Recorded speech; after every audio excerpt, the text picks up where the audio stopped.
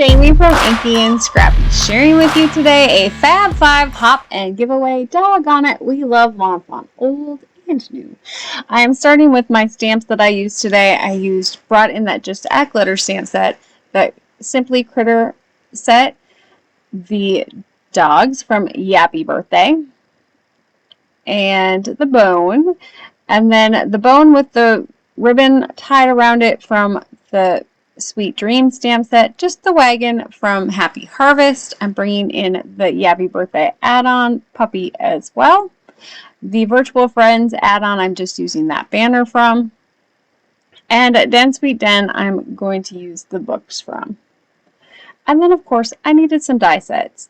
So I'm going to use the birdhouse and make it into a doghouse. Well, a dog schoolhouse. But the roof from the Build-A-Cabin fits perfectly onto the birdhouse. You can have a straight edge roof instead of the scalped one. And so for the look I was going for, I wanted that straight edge, and I was so excited that it fit perfectly. I'm also going to bring in the Build-A-House original set. I just want to use that top part of it. I wanted the window without the things, but I'll show you how I do that. I am using my Ohuhu bullet nib markers today. I did make a new color map. This one is actually converting Alberto's original Ohuhu, like the brush nibs, into the bullet nib markers. I will have that on my blog if you are interested. Now, my color matches weren't all the greatest, and so but I made them work. There was, I think, the orange one that I didn't like one of them in, and one of the other ones that I was so-so on. But I used most of the midtones on those. So if you wanted to skip ahead through this part, that is fine. So I think I have a real-time video on how I actually do my magic iris. I don't use adhesive for my moving parts on this one. It just doesn't work for me to do it that way. I was researched, and I found somebody somewhere that said, yeah, you can use brads. And so I made myself a clear one so I could see how it all worked. And then, of course, I made myself a template. So there is a real-time video that explains my whole process. If that is something that you are interested in, go check it out. It should be in my real-time playlist. So for this one, and I haven't built one probably since I did that one, so it's been a long time. So thanks, Jordy, for kicking me in the keister and getting out my magic iris, because I haven't done one in forever, and she did it last hop we did, and I was like, oh, I have to do a magic iris again. I always forget. It's one of my favorites. I always just forget to do it, because it does take a lot of die cutting to do it. But I was like, I'm going to make an easy card today with just a simple magic iris.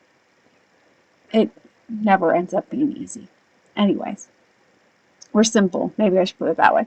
So I do add a little bit of liquid adhesive onto the top of my glue there. I have adhesive issues. Everybody who watches me knows this.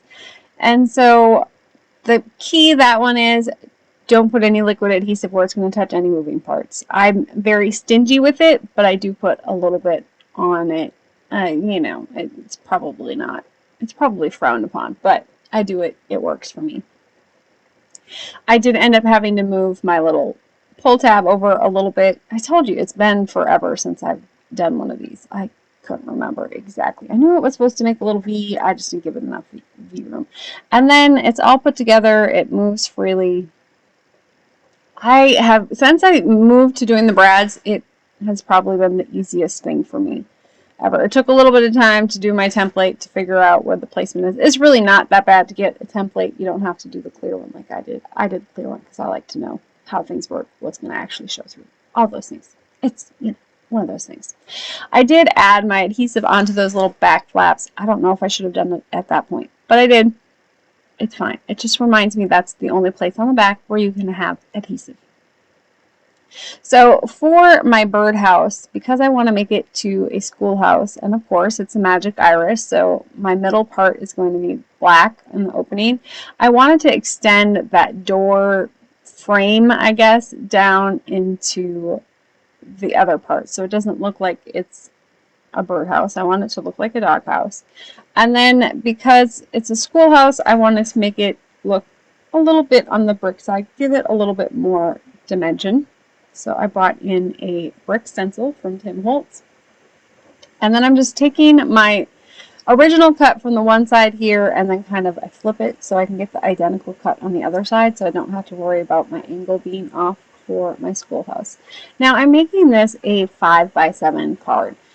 I know there isn't a 5x7 Magic Iris add-on. So I just kind of use my Magic Iris add-on as a guide to figure out where I'm going to place it on my card front. I probably wouldn't have had to do it at that point. I just wanted to see height-wise how it was going to fit, how much real estate I had on top of it. So I'm just going to add in all of my pieces, well, most of my pieces here. I don't add on the bottom until later. Now, this is the actual light that goes above the cabin door in the Build a Cabin set.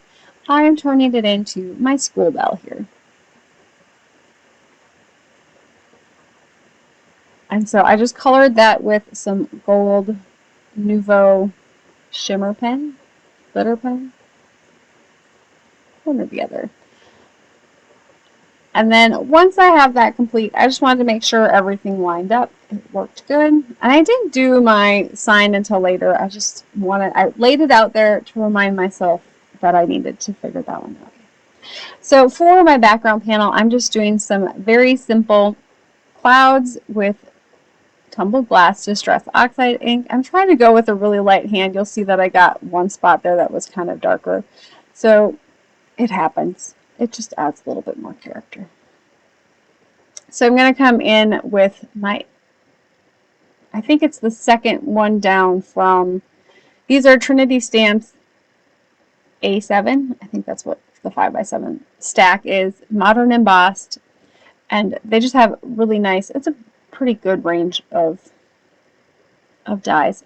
I like to get a good even cut, and you know, my cutting skills when it comes to cutting rectangles is horrible on the guillotine cutter. So I prefer dies. Anyways, so I cut that out. I lined up the other one. I found a circle that was a little bit bigger, but small enough that it was still going to hide the rest behind my schoolhouse there. It didn't have to be perfect. I'm sure I have one that's perfect somewhere. I just wasn't going to take the time to find it because for this one it didn't really matter. And then my 1-inch hole punch works perfectly to add on that little handle piece on the side there. Now I do add on the red one here and I change my mind later on. So you'll see me do something different later. I decided it was a little too red. So here are those stitched little strips. So these also are from Trinity Stamps. It's just their, I think it's like their stitched lines, slimline die. It just has, it's the only ones that I have that are skinny and have that stitching edge to it. I could have done a second run with that birdhouse die and just cut the straight line there and not have the stitching, but I wanted the stitching to go with the roof, so that's why I did what I did.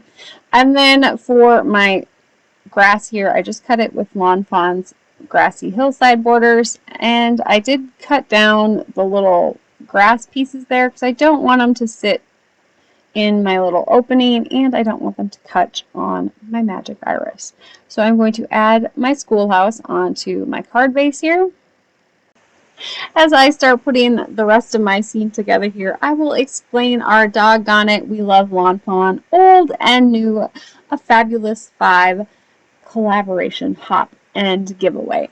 So to enter the giveaway, that's the part that you all want to know about, you need to leave a comment at each stop in our hop by August 26, 2023 at 11:59 Eastern Standard Time. Not sure what to comment? A simple hi, hey, yo will do just fine. One comment at each video will count as one entry to win a $25 gift certificate from Lawn Fawn. And a winner will be announced August 30th, 2023, and you will have 1 week to claim your prize. If it is gone unclaimed, we will go on to the next and we'll pick a new winner. So each of us participating in this hop will be sharing creative ideas using old and new Lawn Fawn products, and we hope that you can find some inspiration to use some of those older sets that you already have and maybe some of those new sets that you might have gotten recently. So please enjoy and hop along with us. I urge you to subscribe to all of the ladies that are in this hop. They are quite fabulous, creative individuals and always fuel my creativity. So I hope you enjoy this one. So for the links to each video in the hop, they are listed down below in the description box. So if you get lost along the way, you can always come back to any one of our videos and you should be able to find the links there.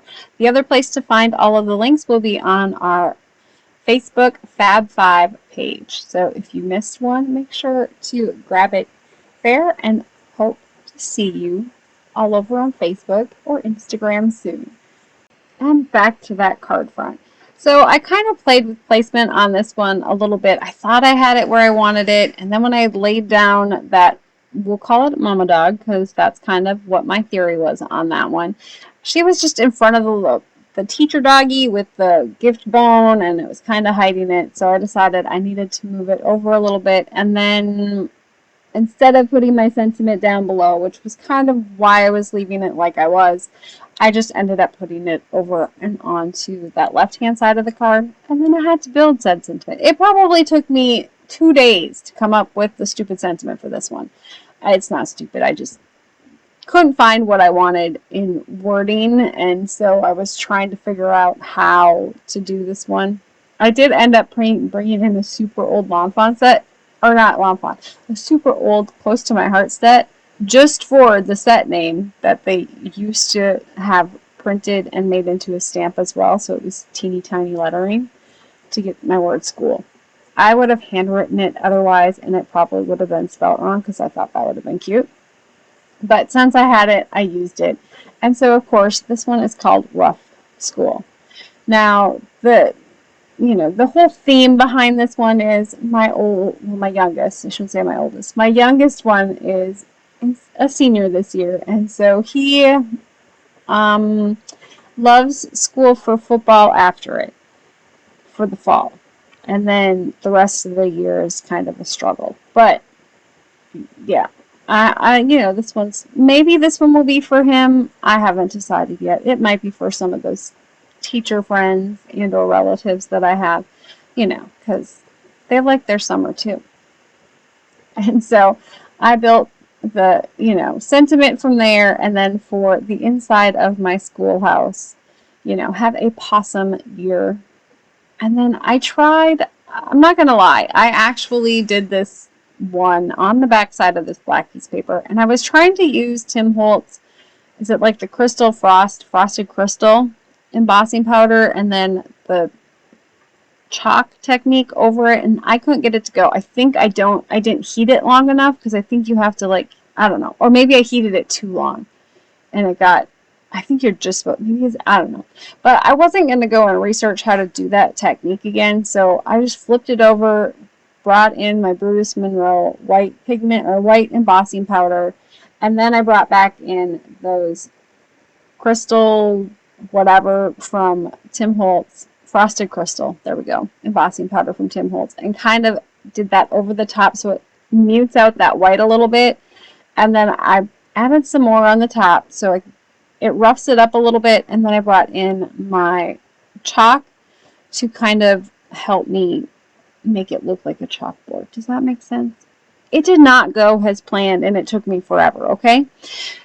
And if this was my own video on my own channel and not for a hop, I would have left that part in to show you what I did wrong. But since I was trying to keep this one under 20 for you so the hop isn't super long, I deleted that part of, my video. I'm just trying to keep it real. It happens. Also, when I shouldn't have cut it down as much as I did, I probably should have just glued it onto my back panel and not onto the actual magic iris wheel. And then I probably wouldn't have had where it stuck. So the big issue with that is making sure not to impede those little hinge pieces from going back and forth in their little channels.